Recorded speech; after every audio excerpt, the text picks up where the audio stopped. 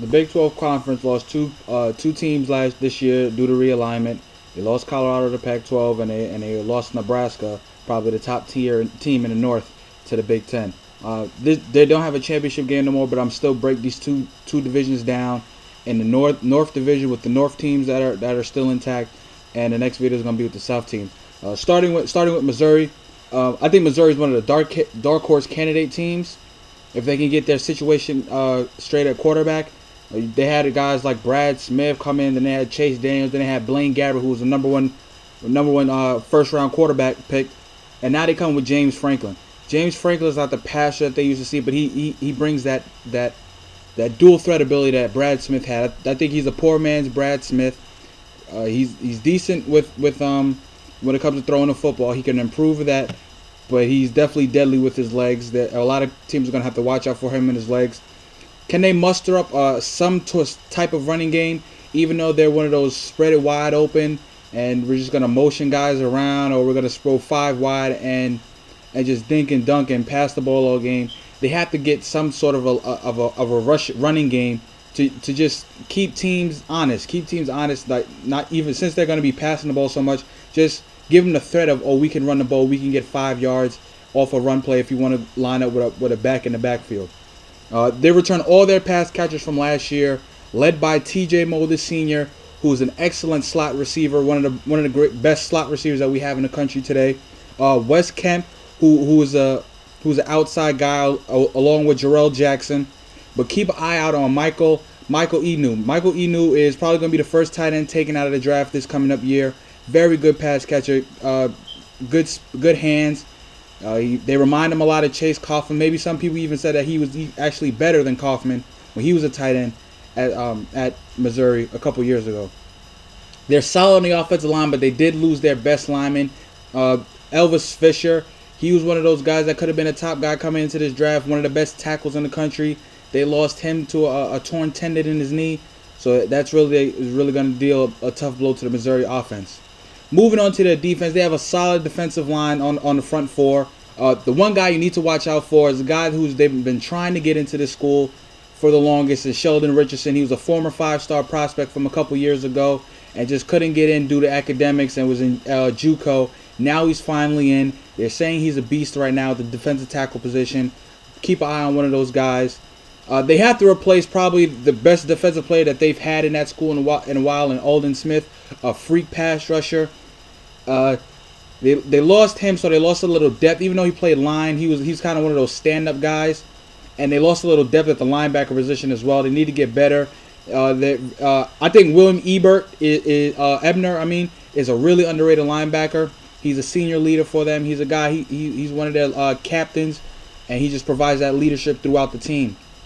One thing about Missouri, though, in a pass-heavy Big 12 conference, is they're very underrated. They're very unexperienced at the secondary position. They have talent. They probably got guys with speed there, but they're just very inexperienced and don't have a lot of game time playing.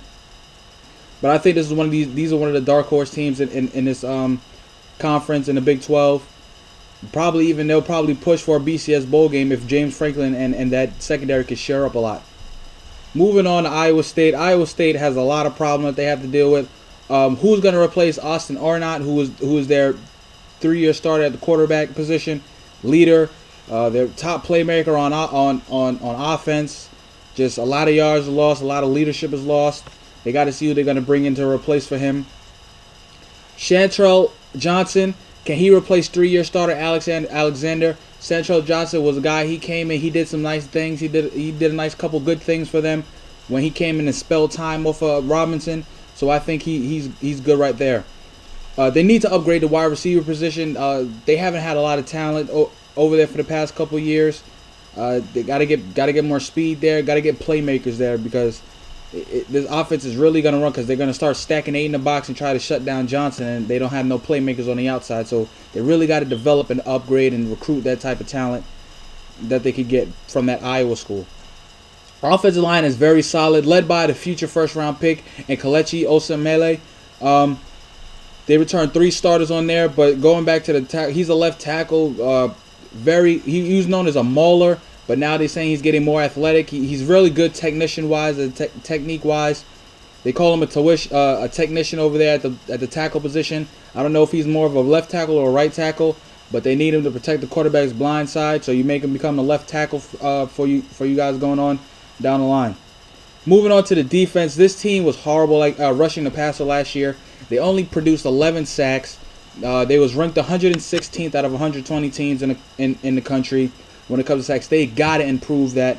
They got to get to the quarterback. Like I said, in the Big 12 league, when it's all about passing, it's all about touchdowns, all about offense. You got to find a way to get to the quarterback to disrupt the offense. And that's one thing that they really lack, and they're really hoping to improve on Coach Paul Rhodes. Moving on, I love their linebackers. They have really two good potential linebackers, and Jake Knott and AJ Klein. Both of those guys, Knott and Klein are all Big 12 capability guys, tackling machines, the heart and soul of this team, heart and soul of this defense. And I just want to see if they can step up and help this team even more moving forward. They have really good strength at the corners. Coach Paul Rhodes feel like he has two NFL players in his secondary with Teran Benton and Leonard Johnson. He feel like those guys are fast. They play physical enough, and those are guys he could see future on playing on Sundays. One thing about them, they're very weak at the safety position, and that's kind of and there's been talk that Benton would move to a safety position just to shore up that weakness and depth that they have behind there at safety. Going on to the next team, you got the Kansas Jayhawks. Coach Gil Turner's second year. Who's going to start at the quarterback position? Is it going to be Jordan Webb, or they got a guy who they feel that is probably the quarterback for the future of that franchise? You got to see what they have at that position. James Sims is the only playmaker they have on this offense. They don't have a lot of talent at the wide receiver position. Ever since they lost Desmond Briscoe, offensive line either. James Sims is the guy who can he carry the load for this team.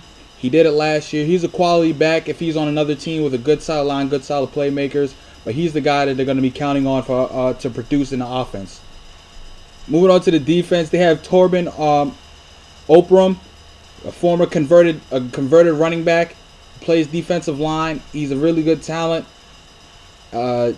He can help rush the passer, but other than him, there's not a lot of talent on that defense. Coach Gil Turner, he's got to go out there and recruit. He's got to recruit the state of Texas. There's not a lot of hot where he's at in Nebraska, Kansas area. There's not a lot of prospects out there, so he's got to go get those lower tier guys in the state of Texas that don't get picked up by the A&Ms, the Oklahomas, the Texases, and the SEC schools. He's got to go get that speed out there that they have in the state of Texas. Moving on to Kansas State, last team. I think they can challenge. They're okay. I think they can challenge Missouri for a little bit, but they have Colin Klein as a quarterback. He's more of a running type, more of an triple option type of quarterback. He needs to improve his passing. He only threw 16 passes last year as a starter.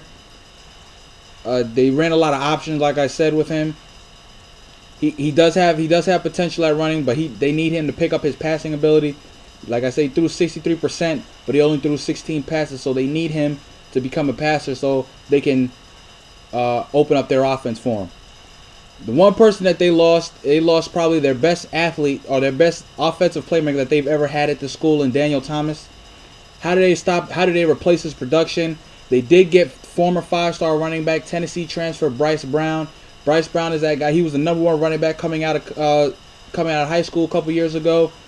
He went to Tennessee, didn't work out there, transferred back home. He's a Kansas kid, transferred back home. Hopefully he can live up to that 5-star bill and be a playmaker for them.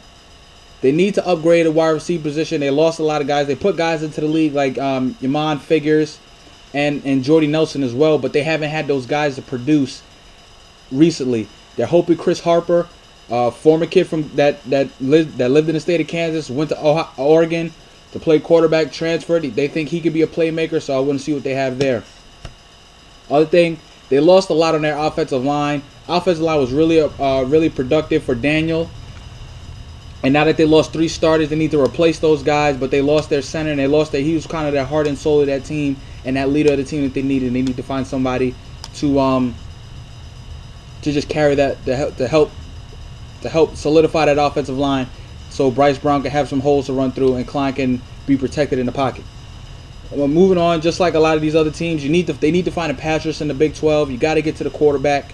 They're really strong at the linebacker position. They have Arthur Brown, Bryce Brown's older brother, who went to Miami, was a former 5-star kid. Himself, one of the best players in the country when he was coming out of high school. Went to Miami, didn't work out there. Decided to transfer back home. They feel that he's a guy that can really help them and just impact immediately. And they just hope that he could be the answer for the defense to just help that defense out along with the other linebackers that they have there. This secondary is very young, but it's underrated. I think they have a couple guys probably later on down the road that could be NFL players or potential honorable mentions in the Big 12. But that's how I really feel about this Kansas State team. I feel like Missouri is going to have a good year for them. Other than that, a lot of these teams, they're definitely going to have to upgrade their recruiting ability in the Big 12 just to compete with those teams in the South, like I said. But I like Mizzou. I like Missouri a lot for a dark horse team to challenge for the Big 12 championship. Talk to you guys later.